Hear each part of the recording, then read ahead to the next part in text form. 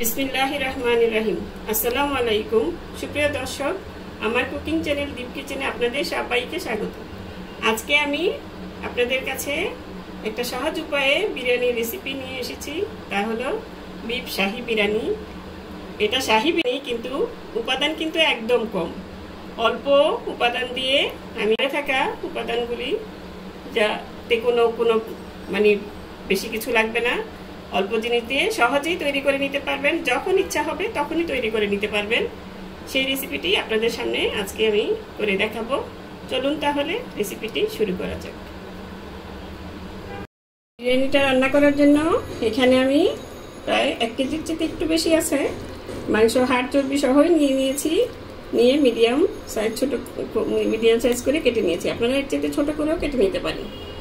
এখন এগুলি আমি যে প্যানে বসাবো সেটাতেই দিয়ে দিচ্ছি। হাড্ডি সহ নিয়ে নিয়েছি।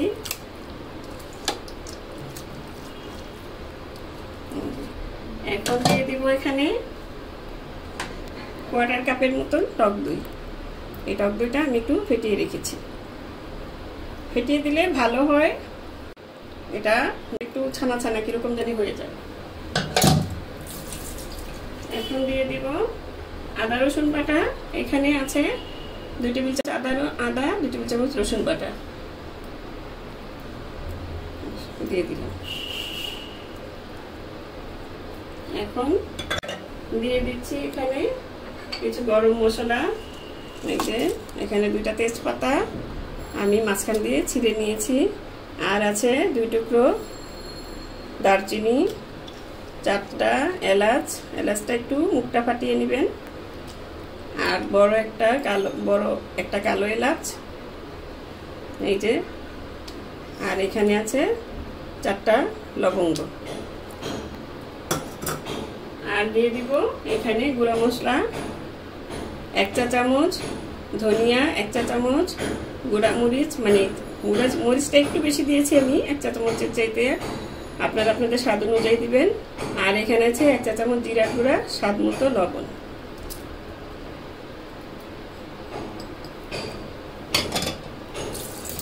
এখন দিয়ে দিব এখানে 1/4 কাপ ঘি। এটা যেহেতু শাহি বিরিয়ানি, এটাতে ঘি দিয়েই রান্না করবেন। এটাতে তেলটা দেওয়া যাবে না। দিতে পারে, কিন্তু ওরকম শাহি ভাবটা না। আর দিয়ে দিব এখানে 1 কাপ পেঁয়াজ বেরেস্তা করে রেখেছিলাম আমি। 1 কাপ পেঁয়াজ কেটে তারপরে বেরেস্তা করে নিয়েছি। আর দিয়ে দিব এখানে আছে জয়ত্রী জায়ফল, মানে গুঁড়া করে 1/2 চা চামচ নিয়েছি। সম পরিমাণ নিয়ে নেবেন। আর এখানে আছে 1/2 টেবিল চামচ কেওড়ার জল। এগুলি দিয়ে ভালো মতন এখন হাত দিয়ে মাখিয়ে নিতে হবে। ভালো মতন মেখে নেবেন। এই দেখুন, ভালো করে মাখিয়ে নিয়েছি। এখন আমি এখানে দিয়ে দিব 1 কাপ দুধ। এটা গরুর দুধ, জাল করা। এখন আবার ভালো মতন মাখিয়ে তারপরে চুলায় চাপিয়ে দিচ্ছি। চুলায় আমি বসিয়ে দিয়েছি হাঁড়িটা। এখন এখানে প্রায় 6-7টা কাঁচামরিচ আমি এভাবে হাত দিয়ে ভেঙে দিচ্ছি। আপনাদের স্বাদ মতন দিবেন। আপনারা বেশি খেতে চাইলে আরেকটু বেশি দিতে পারেন, আবার কম খেতে চাইলে একটু বাড়িয়ে কমিয়ে দিতে পারেন। এখানে আমি 6-7-8টা দিয়েছি, যেহেতু মরিচের ঝালটা একটু কম, এটা এই জন্য। এখন এটা ঢেকে দিয়ে বলক আসা পর্যন্ত ঢেকে দিয়ে রাখবো। এই দেখুন, মাংসতে বলক এসে গেছে। এই যে কত মাংসের পানি ছেড়ে দিয়েছে। এখন আমি এটাকে একদম অল্প আছে নেড়ে চেড়ে দিয়ে একদম অল্প আঁচ করে দিয়ে ঢেকে রেখে দিব। প্রায় আপনার 1-1.5 ঘন্টা তো লাগবেই। মাংসটা আবার ডিপেন্ড করে, মাংসটা অনেকদিন ফ্রিজে থাকলে সেই মাংসটা সিদ্ধ হতে দেরি হয়। আবার অনেক সময় আছে গরুর মধ্যে ভেদাভেদ থাকে, ছোট গরু বড় গরু, এই জন্য এটা সিদ্ধ হওয়া পর্যন্ত একদম অল্প আছে ঢেকে দিয়ে রাখবেন, কারণ এটা এই পানিতেই সিদ্ধ হয়ে যাবে। এখন আমি একদম আঁচটা কমিয়ে দিলাম, এই যে একদম আঁচ কমিয়ে দিয়ে ঢেকে রেখে দিব মাংসটা সিদ্ধ হওয়া পর্যন্ত। এই যে ফিরে এলাম প্রায় 1 ঘন্টা 20 মিনিট পর। এই দেখুন মাংসটা প্রায় হয়ে এসেছে, মানে আর একটু ভাজা ভাজা হবে, যেহেতু তেলটা মাংস একদম তেলটা যখন বেরিয়ে আসবে তখন এটা মনে করবেন যে মানে ভালো মতন হয়েছে। ওটা তেলের মধ্যে আপনার চালটা ভেজে নিতে হবে, তো সেই জন্য মাংসটা একটু করে দেখছি আমি কীরকম হলো। এখানে হাত দিয়ে আছে এই জন্যে মাংস খুঁজতেছি। এই দেখুন মাংসটা আলাদা হয়ে গেছে, এই দেখুন, তার মানে মাংসটা সিদ্ধ হয়ে গেছে। এখন আর 5-7 মিনিট ভাজা ভাজা করে তারপর আমি মাংসটাকে নামিয়ে তারপর এখানে চালটা ভেজে নেব। মাংসটা আমি উঠিয়ে নিয়েছি, এই দেখুন। এখন এই তেল মশলার ভিতরে আমি ধুয়ে রাখা চালটা দিয়ে দেব। এখন এখানে আমি 3 কাপ চাল ধুয়ে রেখেছি, যেহেতু আমার মাংসটা একটু বেশি ছিল সেই জন্য আমি 3 কাপ চাল দিয়েছি।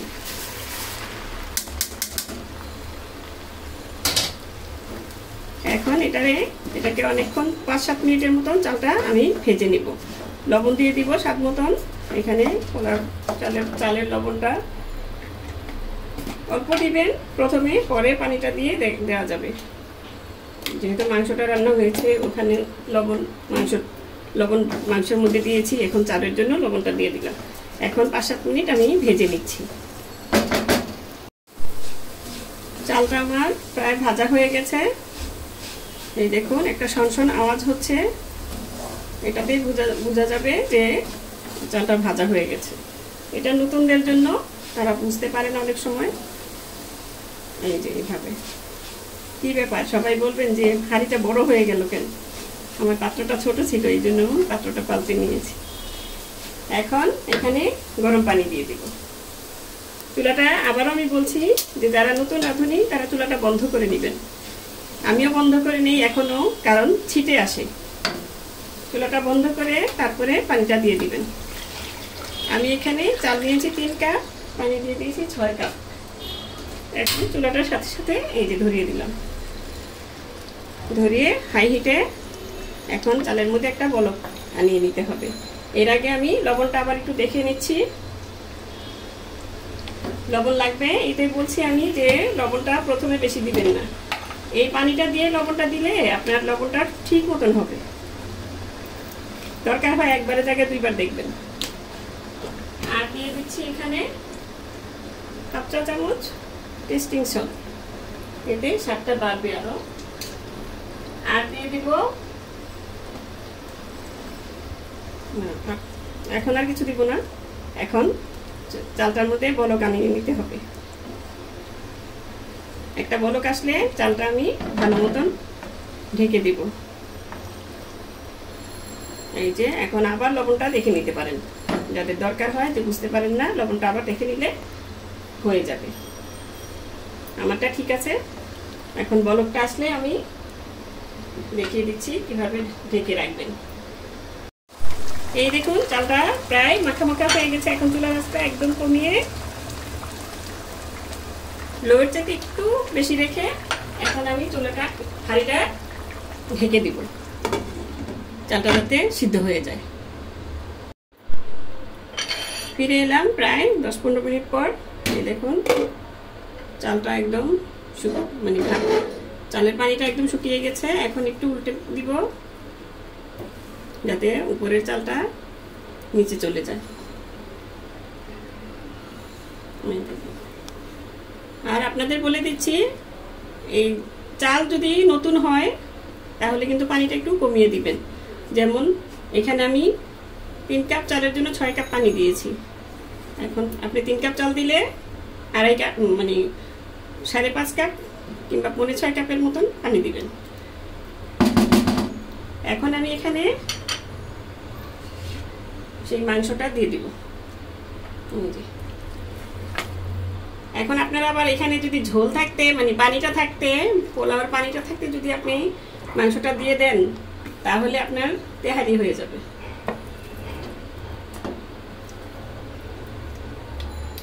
এটা বিরিয়ানি, এই জন্য এইভাবে দিয়ে দিবেন। পানিটা সম্পূর্ণভাবে শুকিয়ে নিতে হবে। এখন মাংসটা বিছিয়ে দিয়ে সম্পূর্ণভাবে এই যে বিছিয়ে দিচ্ছি। এখন বাকি যা উপাদানগুলি সব দিয়ে দিতে হবে। এখানে দিয়ে দিব প্রায় হাফ টেবিল চামচের মতন কেওড়া জল। অল্পই দিবেন যেহেতু এর আগে দেওয়া হয়েছে মাংসের মধ্যে। এখন দিয়ে দিচ্ছি কিছুটা গোলাপ জল, যেহেতু শাহী বিরিয়ানি এটার মধ্যে এগুলি লাগবেই। এখন দিয়ে দিব প্রায় 8-10টার মতন কাঁচামরিচ, আর দিয়ে দিব এখানে 1 মুঠো পেঁয়াজ বেরেস্তা,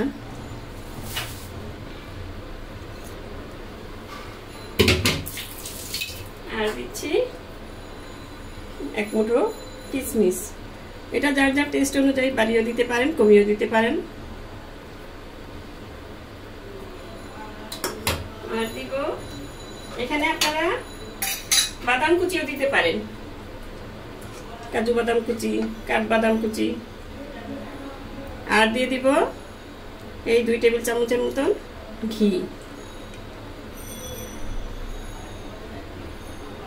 এটাতে তেল ব্যবহার করা যাবে না, আমি আগেও বলেছি, আবারও বলছি, এটা ঘি দিয়েই পুরোটা রান্না করতে হবে আপনাকে। এখন আমি এখানে আর নাড়া দিব না, এটাকে ঢেকে দমে একদম চুলার আঁচ একদম কমিয়ে দমে রেখে দিতে হবে 15-20 মিনিটের মতো। ফিরে এলাম প্রায় 20 মিনিট পর। এখন আমি এটাকে ভালো মতো মিক্স করে নেব। এই যে এই দেখুন চালটা কত ঝরঝরে, আর চালটা একদম সুন্দর মতন সিদ্ধ হয়ে গেছে। এই দেখুন একদম গলে গেছে, মানে সুন্দর মতন আর কি, অতটা গলেও নি অতটা শক্তও রয় না। এখন এটা ভালো মতন মিক্স করে আপনি চুলাটা বন্ধ করে আরো 10-15 মিনিট রেখে দিয়ে তারপরে পরিবেশনটা করলে আরো ভালো হবে, মানে এটার সাথে পুরোপুরি মিশে যাবে। কাঁচামরিচগুলো নিচে দিয়ে দিচ্ছি। তো দর্শক, এরকম আরো সহজ পদ্ধতিতে রান্না দেখার জন্য প্লিজ আমার চ্যানেলটি সাবস্ক্রাইব করে নিয়মিত চ্যানেলটির পাশেই থাকবেন, যাতে করে আপনাদের সামনে এরকম মজার মজার রান্না নিয়ে সহজ উপায়ে দেখানোর জন্য আমি হাজির হতে পারি। এখন এটাকে মিক্স করে নিয়েছি। এখন আমি চুলাটা বন্ধ করে দিব, বন্ধ করে দিয়ে তারপরে ঢেকে রেখে দিব আরো প্রায় 10-15 মিনিটের মতন, মানে চুলা বন্ধ করে বন্ধ অবস্থায় রেখে দিব। তাহলে এর সুঘ্রাণটা, কাঁচামরিচের সুঘ্রাণ, মানে অন্য যা কিছু আছে এগুলি সব মিক্স করে তো দিয়েছি, সেটার এটা একদম ভালো মতন মিশে যাবে এই বিরিয়ানির সাথে। তারপরে পরিবেশন করে আপনাদের দেখাচ্ছি। ফিরে এলাম প্রায় 20 মিনিট পর। আমি একদম চুলাটা বন্ধ করে রেখেছিলাম, ঢাকনা দিয়ে ঢেকে। বাহ, কি সুন্দর ঘ্রাণ যে বের হয়েছে, ঘ্রাণে পুরা ঘর মানে ভরে গেছে। এত অল্প উপাদান দিয়ে, মানে ঘরোয়া উপায়ে এই দেখুন কত ঝরঝরা, কতটা সফট হয়েছে, আবার ঝরঝরাও হয়েছে। এখন আমি আপনাদের পরিবেশন করে দেখাচ্ছি, দেখুন কতটা সুন্দর হয়েছে। যারা বলেন যে ঝরঝরা হয় না, আবার পোলাও অনেক সময় একদম কি বলে ভর্তা হয়ে যায়, অনেকেই বলে যে একদম মাংস ঠিক মতন হয় না, পোলাও গলে যায়, তাদের জন্য আজকে আমি সব সম্পূর্ণভাবে দেখিয়ে দিলাম। এই রেসিপিটি দেখে ট্রাই করবেন, আশা করি আপনাদের বিরিয়ানিটাও এরকম ঝরঝরে হবে। এখন আর যখন তখন রান্না করে নিতে পারবেন, এই তো, কারণ এতে কিন্তু কোনো মানে বাদাম বাটা, আবার আপনার অন্য মশলা কোনো দেওয়া হয়নি, দামি কোনো মশলা না, সাধারণ মশলা দিয়ে রান্না করা হয়েছে। পারফেক্টভাবে বিরিয়ানিটা রান্না করা হয়েছে। এখন আমি আপনাদের একটা মাংস ছিঁড়ে দেখাচ্ছি। এই দেখুন মাংসটা কি সুন্দরভাবে একদম ছিঁড়ে গেল। এই দেখুন কতটা পারফেক্ট হয়েছে, একদম নরম তুলতুলে হয়ে গেছে মাংস। এই যে এই দেখুন, এভাবে রান্না করে নেবেন। আশা করি আপনাদের বিরিয়ানিটাও এরকম ঝরঝরে, এরকম সুন্দর, মানে সুস্বাদু হবে। আর যাকে খাওয়াবেন সে প্রশংসা করবে আপনার, অবশ্যই, এটা আমি গ্যারান্টি দিয়ে বলতে পারি। আর রান্নাটা আমার মেয়ে অনেকদিনই সবসময় বলে যে তুমি সহজ বলো কেন, নতুনরা তো সহজভাবে রাঁধতে পারে না। আসলে কি, রান্নাটা আপনি প্র্যাকটিস করতে করতেই শিখে যাবেন, তখন আপনার কাছে মনে হবে রান্নার মতন এত সহজ জিনিস আর কিছুই নেই। আর রান্নার প্রশংসা শুনলে তো তখন আরও ভালো লাগবে। আশা করি আপনাদেরও ভালো লাগবে। এভাবে বানিয়ে একবার ট্রাই করে দেখবেন আর কমেন্ট করে জানাবেন কীরকম হয়েছে। তো দর্শক, আজ এই পর্যন্ত। যে রেসিপিটি যদি ভালো লাগে, আপনাদের কাজে আসে, তাহলে প্লিজ আমার চ্যানেলটিকে সাবস্ক্রাইব করে নিয়মিত চ্যানেলটির পাশেই থাকবেন। বেশি বেশি করে লাইক, কমেন্ট, শেয়ার করবেন আর আমার জন্য দোয়া করবেন। সুস্থ থাকবেন, ঘরে তৈরি খাবার খাওয়াবেন সবাইকে, নিজে খাবেন, আমার জন্য দোয়া করবেন। আবারও বলছি, যাতে আপনাদের সামনে এরকম মজার মজার সহজ উপায়ে রেসিপি নিয়ে হাজির হতে পারি। আল্লাহ হাফেজ।